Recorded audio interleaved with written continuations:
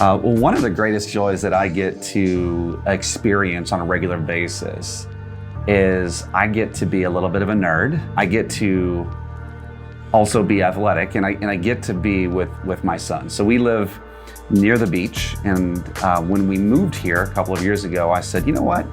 I'm gonna have to learn the surfing thing. I want to be. It was on my vision board. I wanted to be the big kahuna. And so the big kahuna was this guy who could, he was cool, he was big, you know, because I'm not a small guy, and but mostly he could surf. And I set out on a quest to begin to surf. And I'm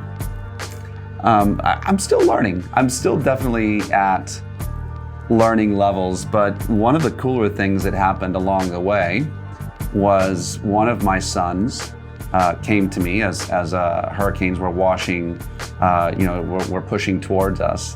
One of my sons decided he was going to get into something that, let's just say it's the third most popular form of surfing. So level one is people on the surfboards, right? Those are the cool dudes. They're out there catching waves, hanging 10.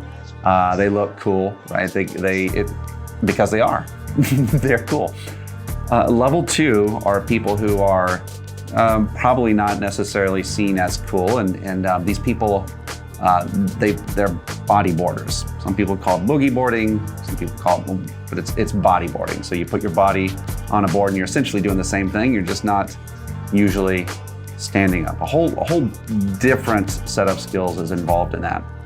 And then there's the next notch down. And in this next notch down, that's where I actually found I don't know, like this love affair with the ocean, and that's with body surfing. Now, when I say that word, for the longest time, I thought that I knew what that was, and that was, hey, it's the old guy in Speedos who, when the wave comes in, he just jumps into the white water and tries to float all the way to the shore. Or it's the little kids with these boards they bought from the supermarket, and they're just washing into the shore. And that's not it at all. If you will go onto YouTube, or you'll go to any of these places, actually you'll see various clips of myself doing it, but really the idea is that you're doing what surfers do, but you're getting into it and you're riding it on your body. And so my son Kole had a pair of swim fins, and I borrowed another pair of swim fins. He brings me out to the ocean. He's like, Dad, you gotta do this. You gotta check this out. So first off, I felt pretty cool, like with these fins on. I felt very indestructible, whereas before I would have been afraid that the ocean would pull me out and all of that stuff. I'm like, oh cool, I have these fins, and I'm swimming now in the midst of a hurricane, basically, washed waters. And then he's like, now let's catch a wave. And I saw him do it, and I'm like, wait, what? This isn't what I thought. And I tried and tried and tried, and after several attempts, I finally felt the rush of what it felt like. The closest thing I can compare it to is when, when a plane takes off and kind of pushes you back into your seat, and you feel that rush of the movement. Well, that's what the ocean was doing to me, except for I'm fully inside of it. And from that moment, I was hooked. Of course, went out and got great fins and wetsuits and all kinds of things. And even to the point of, I love these things. These are called handboards or hand planes, and this one still has plenty of sand on it. So the idea is your hand goes in here, and as you're moving at the same rate with the wave at the appropriate place, you plant your hand down into the water, and you push yourself up, and you can navigate, and you can go down the barrels. And that's, of course, the idea, at least for us. We really like the the idea of being in the barrel, right? The wave all around you.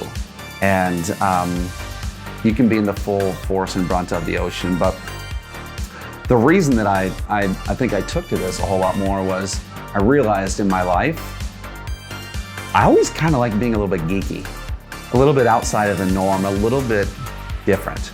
And if everyone wants to do this, I want to do something a little different. And for me, this is that different.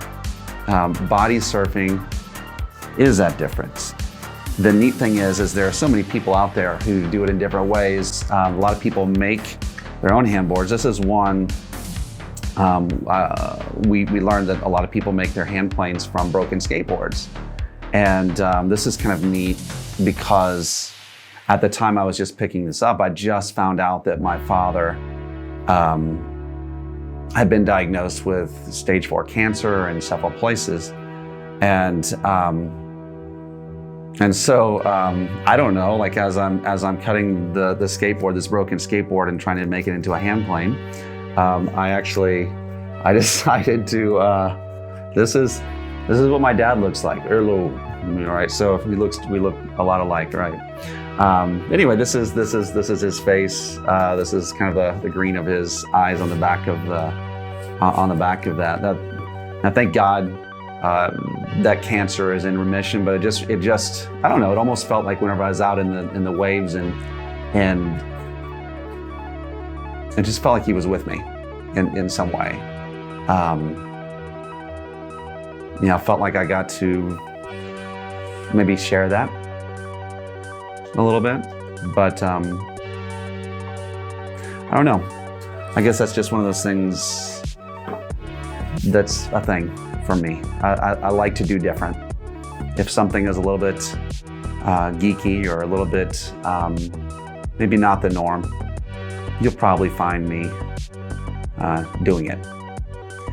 If you're ever over on the East Coast and you want to join in the third most popular form of surfing, look me up. I still am doing the other two and getting better at the other two, but I think I found my love.